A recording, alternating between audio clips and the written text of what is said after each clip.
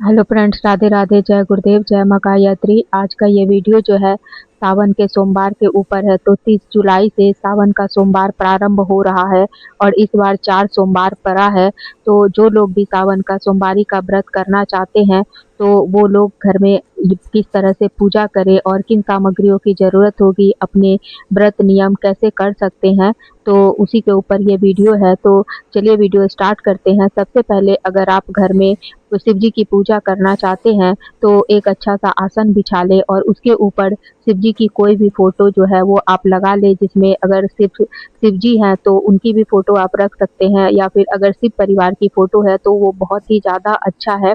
देखिए मेरे पास ये शिव परिवार की फोटो है जिसमें शिव जी है, माता रानी है, गणेश जी है, कार्तिकेय है, नंदी है।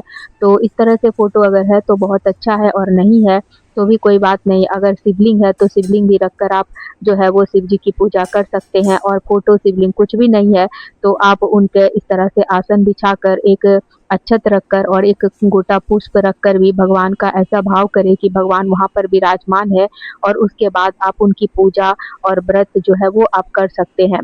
तो हम लोगों को किसी भी पूजा में जो है, जैसे कि अगर आप सोमवारी को व्रत करते हैं और अगर व्रत नहीं भी करते हैं तो भी आप मतलब कि कलश स्थापित करके पूजा कर सकते हैं। और कलश स्थापित करके क्या होता है ना कि हम लोग कोई भी पूजा करते हैं तो उसमें जल और अग्नि को साक्षी बनाया जाता है कि हमने पूजा किया, इसलिए जो है वो जल को कलश के रूप में स्थापित किया जाता है। और ऐसे भी कलश में 64 करोड़ देवी देवताओं का वास होता है, तो कलश स्थापित मतलब करना चाहिए। अगर आप करते हैं तो बहुत अच्छा है, नहीं करते हैं तो भी कोई बात नहीं है।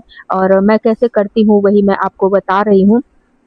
तो इस तरह से शुद्ध जल और गंगा जल डालकर उसके बाद कलश में 5 चीज़ें ज़रूर डालनी चाहिए: लौंग, इलायची, सुपारी, पैसा, दूर्बा और फूल, और कुछ मीठा। अगर आपके पास सुपारी और ये लौंग इलायची नहीं है, ऐसे सबके घर में होता है, अगर नहीं है तो भी आप शुद्ध जल, गंगा जल और कुछ मीठा पुष्प और एक सिक्का डालकर भी कलश स्थापित कर सकते हैं। तो इस तरह से आप कलश स्थापित करिए और कलश के नीचे थोड़ा सा चावल डालकर मतलब उसको आसन दे दीजिए। उसके बाद जो है वो हम लोग दीप में प्रज्वलित करेंगे। तो और इस तरह देखिए ये आम का पल्लव है तो 5 आम का पल्लव उस पे आप अष्टगंध लगा दीजिए, या फिर आम का पल्लव नहीं है तो अशोक का पत्ता भी आप कलश में लगा सकते हैं।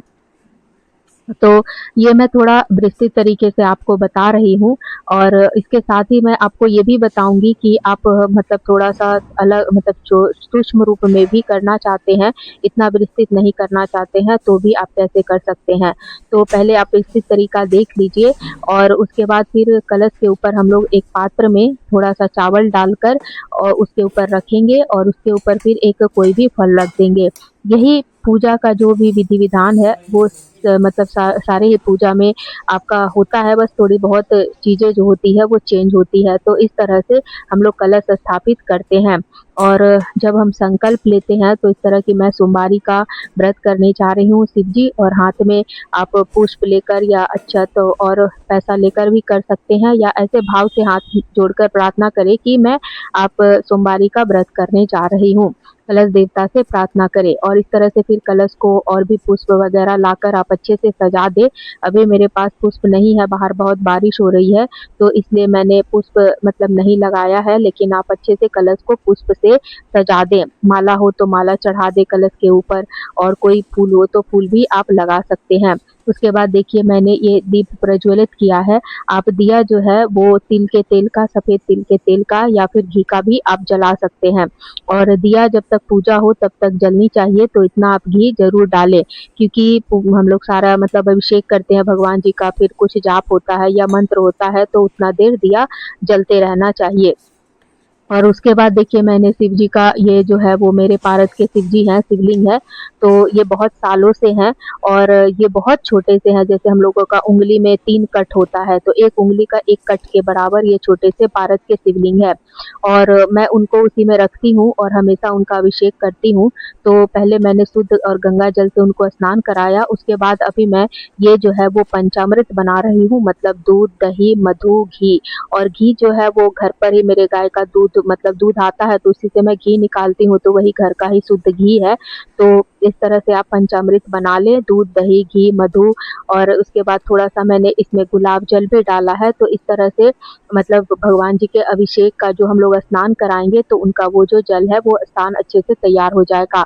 और अभिषेक के बाद ये जो दूध है वो आप मैंने पंचामृत के रूप में परिवार के सदस्यों को दे सकते हैं और मतलब प्रसाद हो जाता है ये, तो आप थोड़ा-थोड़ा ग्रहण कर लें। इसलिए मैं छोटा ही थोड़ा ही बनाती हूँ ताकि मतलब इधर-उधर मुझे इसे फेंकना ना पड़े, इसका अच्छे से यूज़ हो जाए।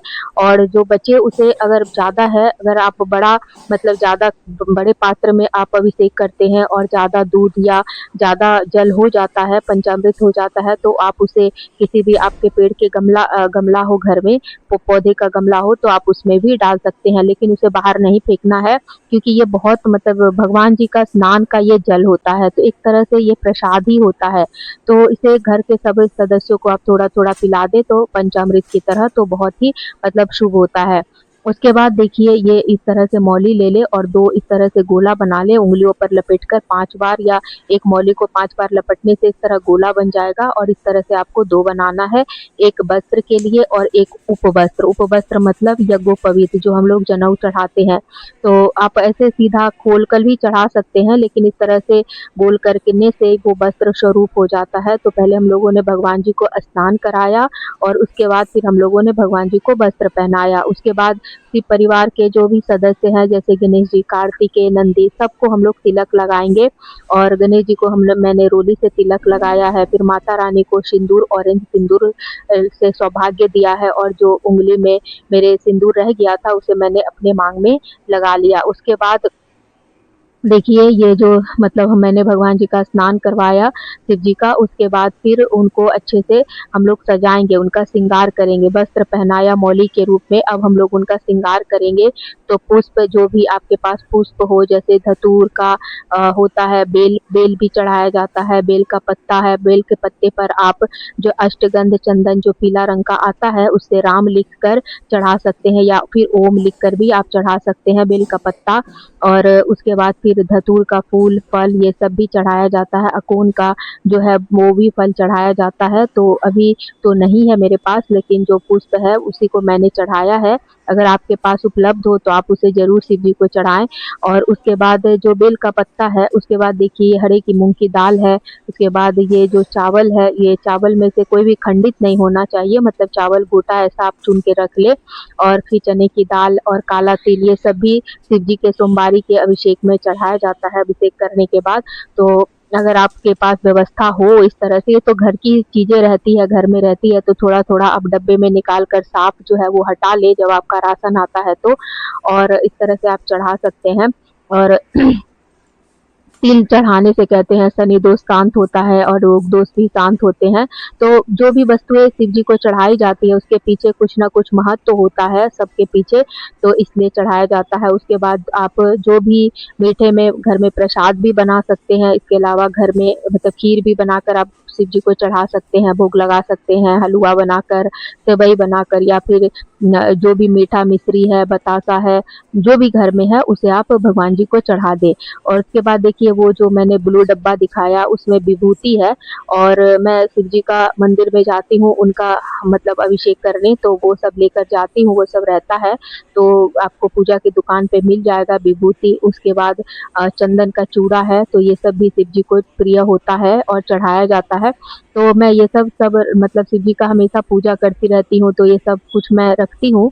तो जो भी मैं करती हूँ वही मैं आपको दिखा रही हूँ और किस तरह से ऐसा नहीं है कि मैं करती हूँ तो आप भी मतलब ये सारी चीज़ें करें। मतलब ये सब भगवान को प्रिय होती है। जैसे हम लोग किसी को बहुत प्रेम करते हैं, मानते हैं तो उनकी क्या प्रिय वस्तुएँ होती हैं, उनकी क्या पसंदीदा चीज़ें होती हैं, हम लोग करने की कोशिश करते हैं। तो भगवान से भी हम लोग प्रेम करते हैं, तो भगवान को भी जो चीज़ें खुश करती हैं या जो तो हम लोग कोशिश करते हैं कि भगवान की प्रिय वस्तुएँ उन्हें हम अर्पित करें, बस यही भाव होता है। और नहीं तो बस भगवान के अंदर जो हम लोगों के हृदय में श्रद्धा भगवान के लिए होती है, उससे ही भगवान प्रसन्न होते हैं।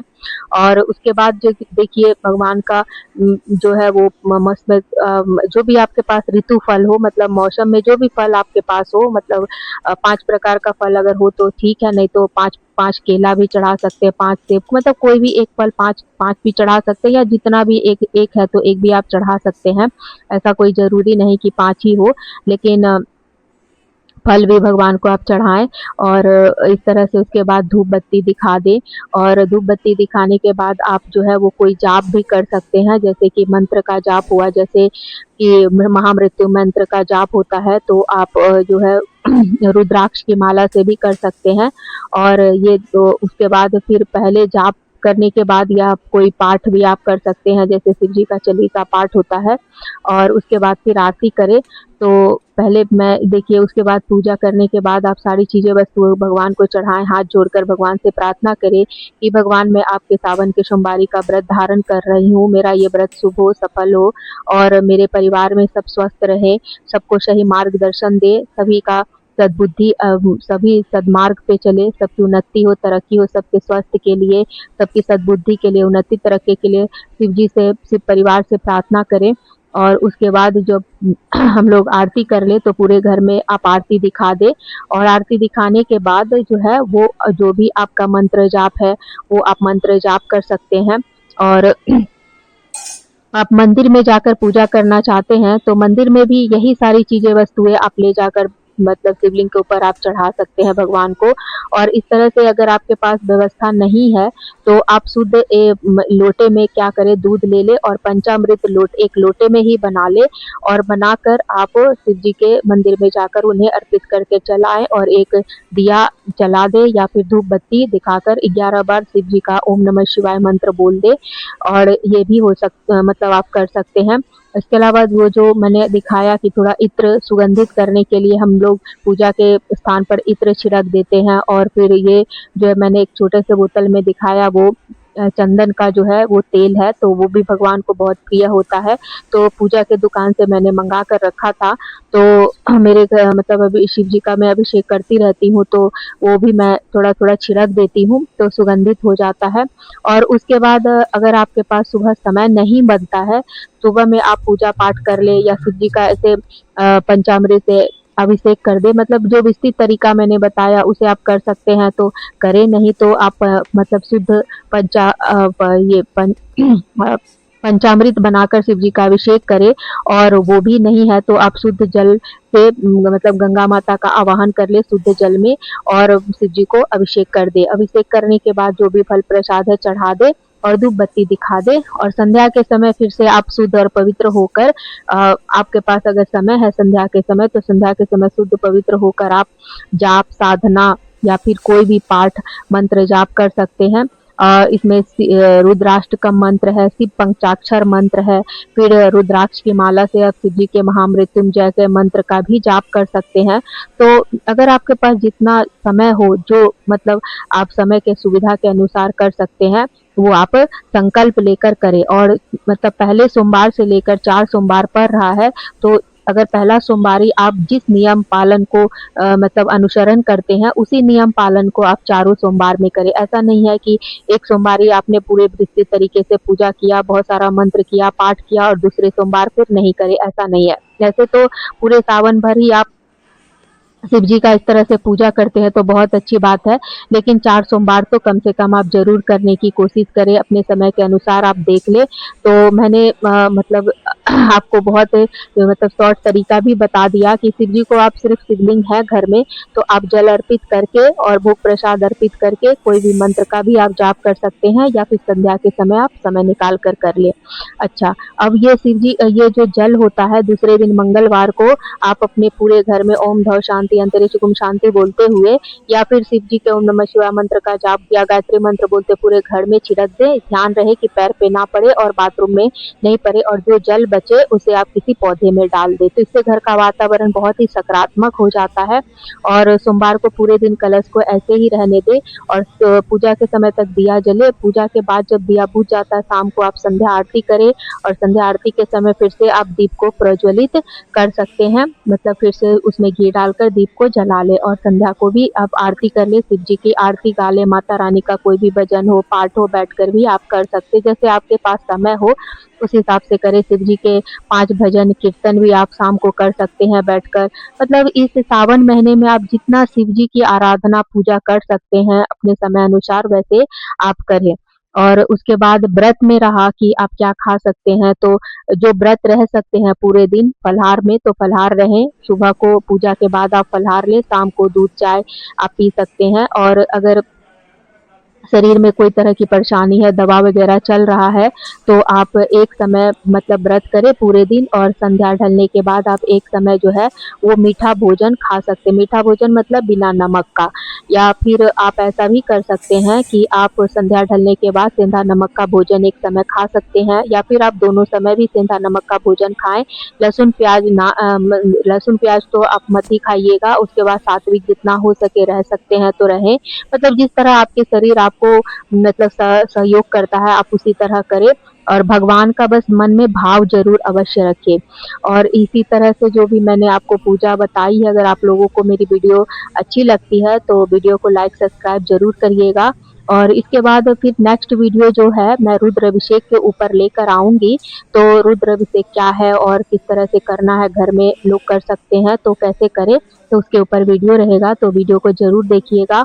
और शिव जी का जो लोटे का जल का बता दिया मैंने, और प्रसाद जो है वो आप लोग घर में प्रसाद ग्रहण कर सकते हैं, सबको बाँट सकते हैं, लेकिन जो मंदिर में हम लोग शिवलिंग को ऊपर टच करके प्रसाद चढ़ाते हैं, उसे घर नहीं लाना चाहिए और खाना भी नहीं।